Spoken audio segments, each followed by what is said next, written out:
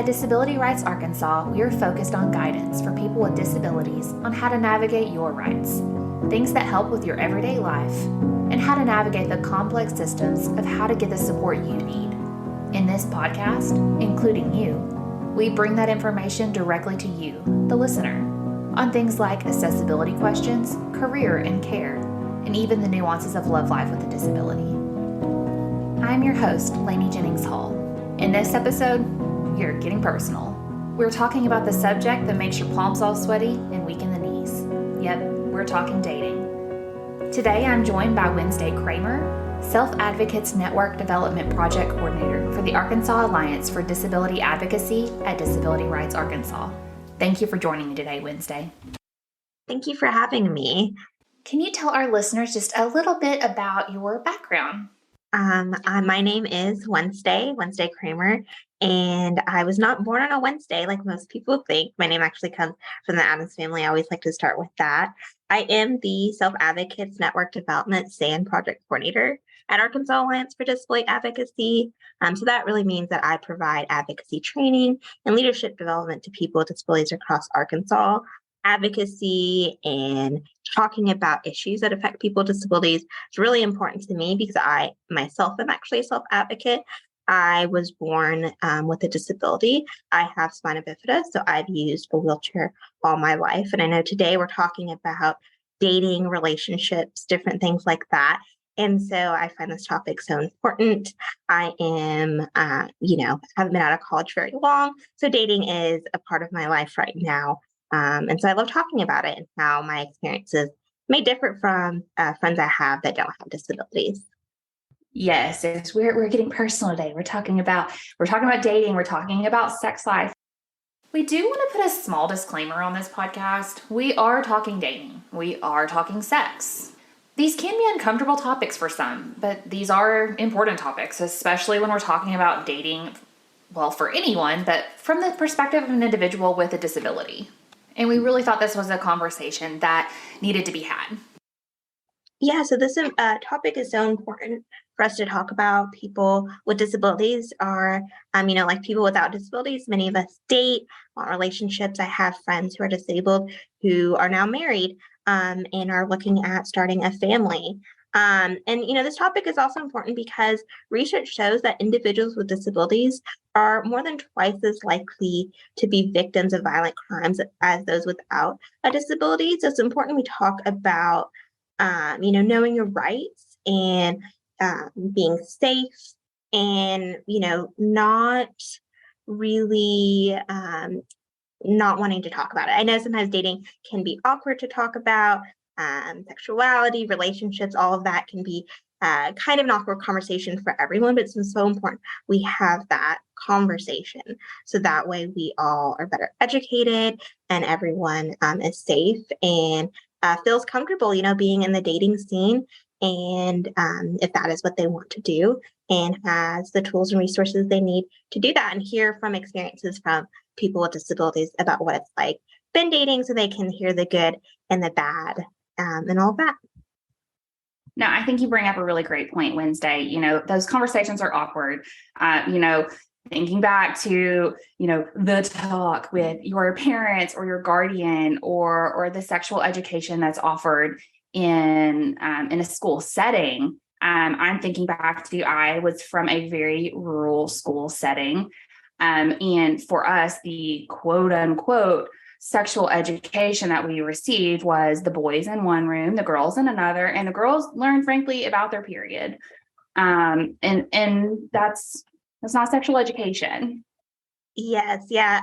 Depending on, where you live and even within, depending on what state you live in, what school you go to, sexual education looks different for everyone. But like I said a minute ago, people with disabilities are more likely to be victims of violent crimes, including sexual assault. And so it's so important that we talk about sexuality, what's okay, what's not okay, importance of saying no, and also just the importance of, being open, like I said, about this conversation so everyone can be safe and everyone feels like they can, really be part of this conversation with dating and they feel like they belong in the dating scene, because people with disabilities, like I said, many of us do want to date and do date. And that is something that needs to be talked about more.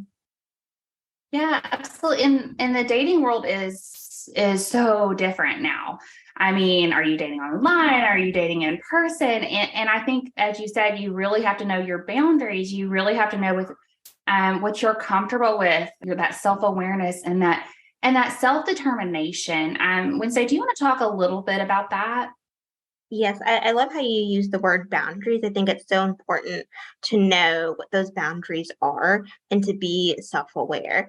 Self-awareness is all about knowing yourself, and being more open with these conversations. And it really allows people to think and reflect on what they would want or what they wouldn't want.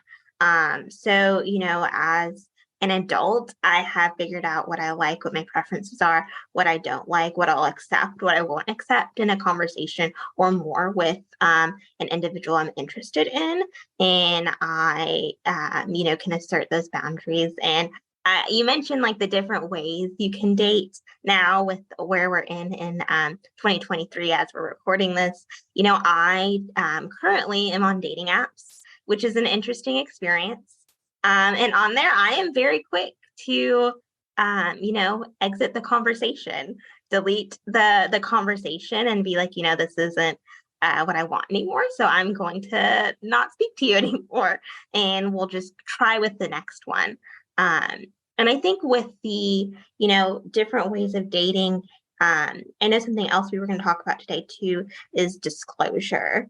And with myself and many, other people my age and our 20s, 30s are dating online now. A big topic that I've seen among different people with disabilities is, do you disclose or do you not disclose online? If you're not just meeting someone in person, what does that look like?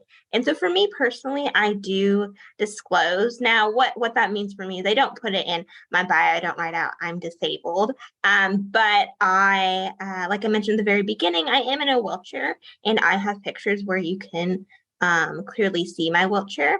And I also, in my bio, don't necessarily directly say, like I said, I don't say I'm disabled, but I do talk about my passion for disability rights. And so, in conjunction with the two, and what I put as my job title, being an advocate of disability rights, it is pretty clear then that I am disabled. I choose to do it because I would rather weed out people that, wouldn't be interested at all at having a conversation with me. And I know other people that decide not to disclose in any form on their dating profiles because they want someone to get to know them a little bit before they disclose. And I can understand that as well. I don't want to sound, bad or anything in this, but can you talk about, have you faced stigmas from disclosing or not disclosing in either way? I can imagine, just from some of the research that I've done, there's some weirdos out there. Have you faced any of those stigmas in the dating online app with the disclosure piece of it? Yeah, so something I didn't mention a minute ago that I probably should have. I have been on and off dating apps for the last, like, I don't know, 7, 8 years since I was an undergrad. And when I very, very first started dating apps, like the first time I ever got on one, I actually didn't disclose my disability.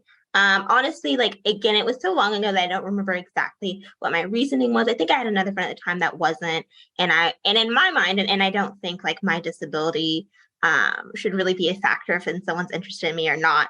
But so I just didn't think to put one. I had some cute pictures of me just sitting, and like where you couldn't really tell I was in a wheelchair. And so that's just what I chose to do at the time. But I distinctly remember talking to a guy, and we'd had like a pretty long conversation. We had some things in common. And I remember him sending a picture, like he was hanging out with some of his friends, and he's like, oh, like, let me see like a picture of you with your friends. And so the picture I sent him at that point, like I said, I talked to him for a little bit.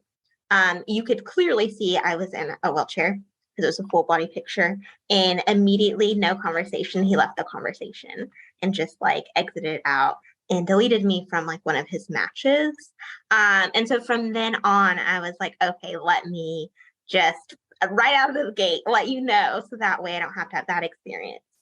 Now, on the flip side of that, since I have chosen, and I really believe I will continue to have some form of disclosure or make it apparent in some form that I am disabled on my profile, I have received interesting messages.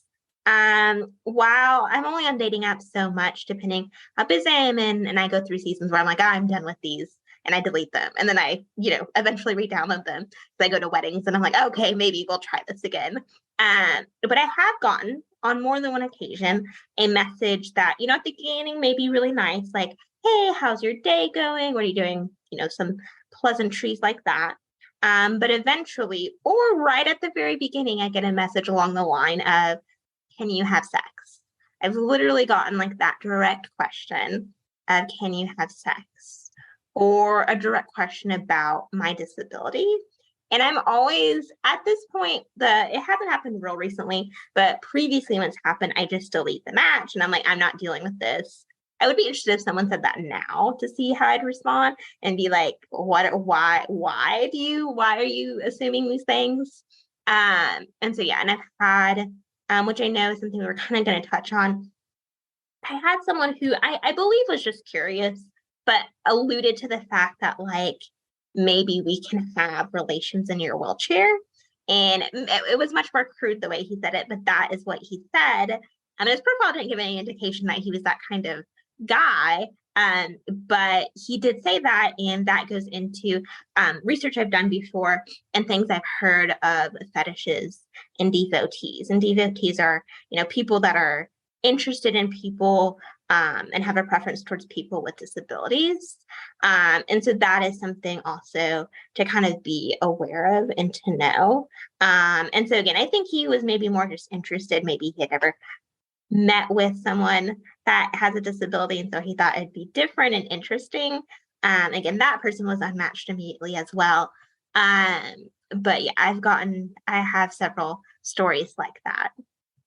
So being aware of curiosities versus fetishes or devotees, something to keep in mind when dating.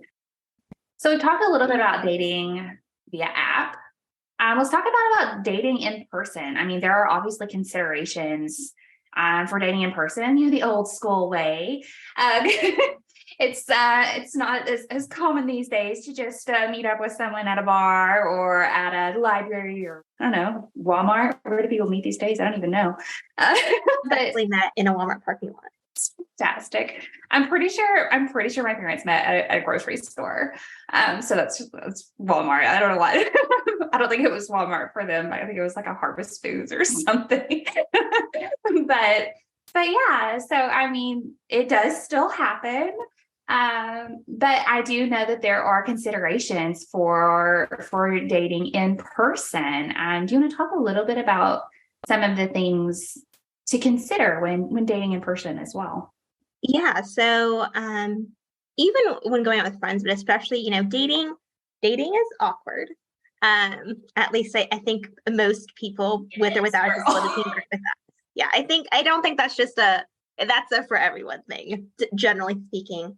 I think, accessibility is still a really big concern that a lot of people with disabilities have. Even when I go out with my friends, I had a friend once, we were coming back from a Mexican restaurant. And she's like, oh, you should come up to my apartment. And, we had a few drinks before this. So, she wasn't, and we did have a designated driver, so no worries, but she wasn't, I don't think, clearly thinking because she lived on the third floor and there was no elevator. And so I was like, I literally cannot come visit you at your apartment. And so even someone I was close to who knew me well and generally was more aware of that, usually wasn't thinking about that. So accessibility concerns at, various housing places, like if you want to go over someone's house, and then also even like going to a restaurant.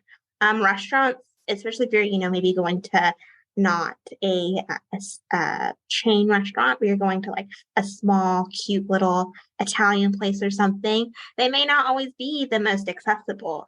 And so, yeah, I would say even when I'm traveling, for non-dating reasons or going somewhere, I usually look up if I don't know a place to see if they're accessible.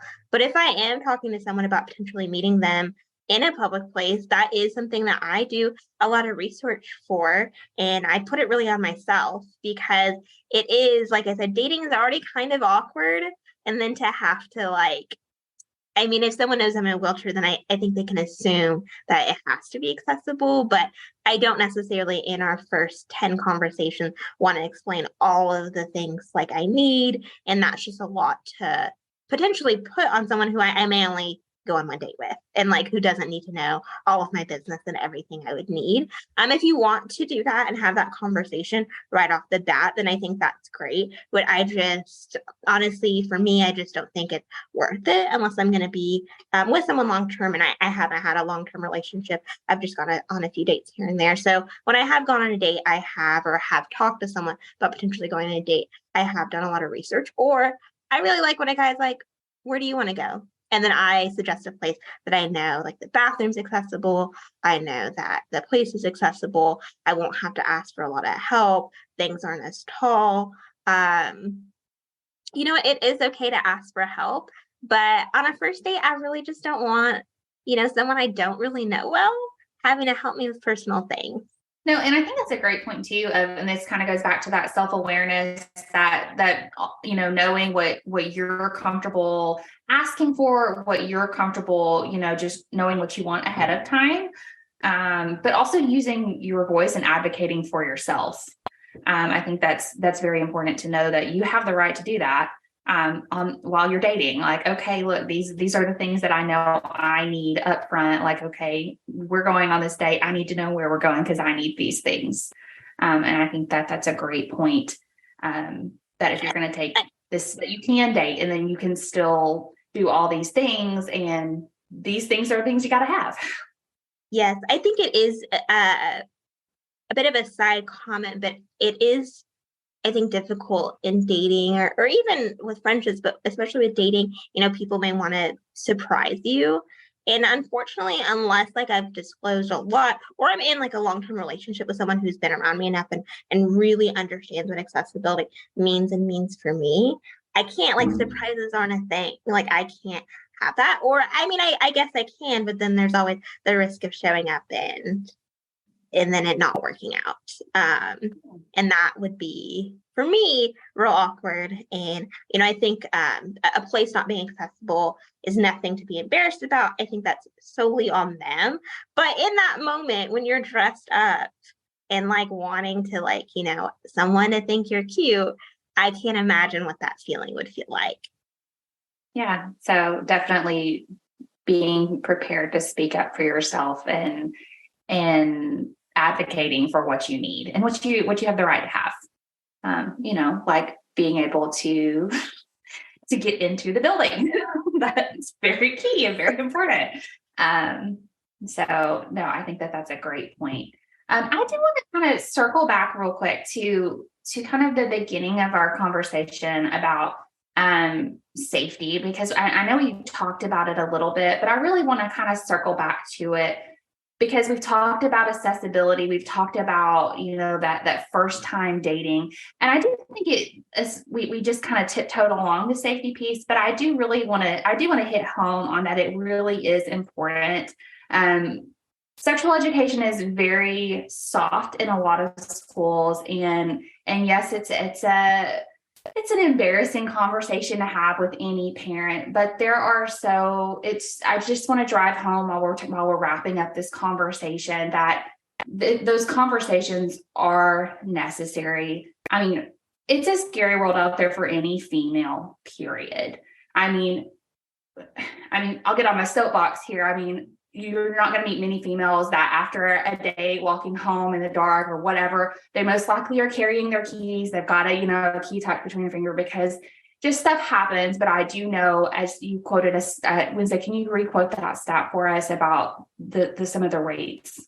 Yes. So people with disabilities are twice or even sometimes 3 times as likely to be victims of violent crimes, and that includes crimes like sexual assault. Some statistics even show higher rates, which will be kind of linked in the resources as well. Some of those that I'm mentioning right now. So it is, a difficulty. the reality is, as someone in a wheelchair who isn't maybe quite as strong as someone else, it would be especially in a private place. Um, Reality for me, it'd be easier for someone to overpower me than maybe someone else. I can't, run away if my wheelchair isn't near me. Like I'm basically stuck, which is unfortunate. So I think that's why it's so important to make sure you have safeguards in place. And I think, some of the things that even, like you said, I think this is a issue for other women, of course, too, issue of like, will something happen, telling someone where you're going, maybe even a close family or friend member sharing your location, saying like, I'm supposed to be done with this date by this time, having a code word. Like if I text you unicorns, like, hey, you need to I need help. And I also think, I think it's nice if people sometimes a safer choice to meet in a public place first, if you've never met someone first, and, drive separately.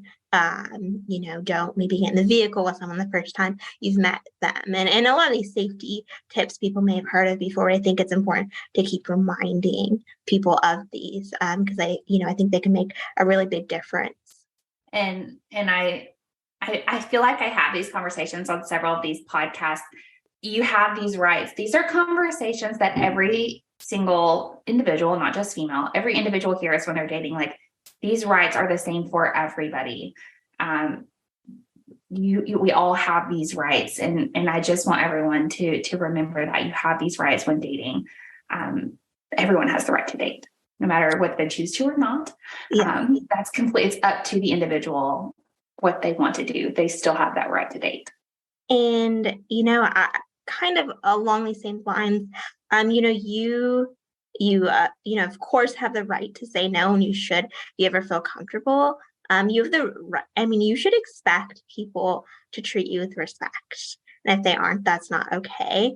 And you, like I said, have the right to say no.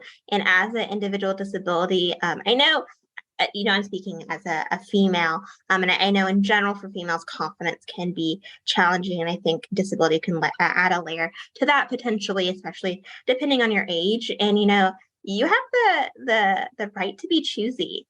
Like I know singleness, at least for me, can be lonely, but you have the right to be choosy and to decide like, hey, this is what I want from someone. And if I'm not getting that, then I will continue to be single until someone gets that, gives me that. And, just like someone without a disability, you should only, want the very best for yourself. I really hope that for everyone. And you should have the boundaries that you feel like you need to have and only accept the very best. Right to be choosy. That is the name of the podcast, right? Or the name of this episode right there. You have the right to be choosy. I love it. We got kind of heavy there at the end. So Wednesday, we are going to do a quick round of what are some red flags that you may see in the dating world? Because there's just all kinds of things out there right now. So we've kind of tiptoed around some of the things you've seen, but Wednesday, hit us with some red flags you may see, or some of our listeners may see, or here in the dating world. So I would say I'm going to preference this by saying this is if you've made it clear and like you're just wanting to date. You're not interested in just hookups. If you are, go you can do that, and that is your right to have a hookup. But if me, like I am interested in dating in a relationship with someone. And it's for me, if especially on my profile, I'll make it pretty clear what I'm looking for. So if a guy, for me, I am straight. If a guy immediately messaged me and asked me about sex, can I have it? How do I have it? How many times I've had it? Had all those questions, that's a red flag and an unmatch for me. I also would say, just general red flags. For me, especially when we're talking about virtual dating, do you guys have clear pictures of themselves? If I can't really see what you look like, that's a little concerning. Or if you look different in all your pictures, maybe we need to make sure they're not a catfish. Yes. I also, red flag for me is when I see in their bio, like, oh, I don't know what to say. Here's my Snapchat. And like pretty clearly, like not really interested, probably dating. They may just want some things that, I'm personally not interested in. They just want to Yeah. send some specific pictures. Yeah. And then if they can't ask about you, if you're talking and they're just talking all about themselves, or they can't keep the conversation going and you're the only one asking questions and they're giving 1 or 2 word answers, they keep responding, but they're not really engaging in the conversation, I would say. I could say that would be a red flag too. But yeah, those are some red flags I've definitely seen. Thank you so much, Wednesday. Okay, I have one final question for you, and I did not prepare you for this, and I apologize. If you had one word of advice for dating in today's day and age, what word of advice would you have for dating with a disability? So if I had to like really close this and say one thing about dating with a disability, especially in today's technological dating scene, I would say with dating that it isn't so important to be self-aware before you really start the journey. Know who you are and what you want, and know what boundaries you have, and really think that through. And as you're talking to people in person or virtually, that you have that in mind. Because I think it's easy to get enthralled by like, well, he's, for me, because I'm straight and I like guys, he's really cute, maybe I can be okay with this. When it is something that if you asked me a month ago, it was a deal breaker. And again, like something I said earlier, it's okay to be choosy. And at the same time, it's also okay to feel loneliness and singleness. But that doesn't mean you shouldn't still be choosy. So it's okay to be both. Wednesday, I really don't think you could have phrased it any better. That was like perfect dating 101 advice for everyone out there. So thank you. Thank you, Wednesday, for joining me today on Including You. As was stated in today's episode, remember, everyone has a right to date. They have a right to be single, to be choosy, and it's even okay to feel lonely too. Make sure to check out the show notes for additional links and resources from today's show. At Disability Rights Arkansas, we envision an Arkansas where people with disabilities are equal members in their communities and can dictate their lives through self-determination. And as made clear in today's episode, we can't create that change without bringing self-advocates to the table. If you are interested in more information, make sure to subscribe to this podcast and visit our website.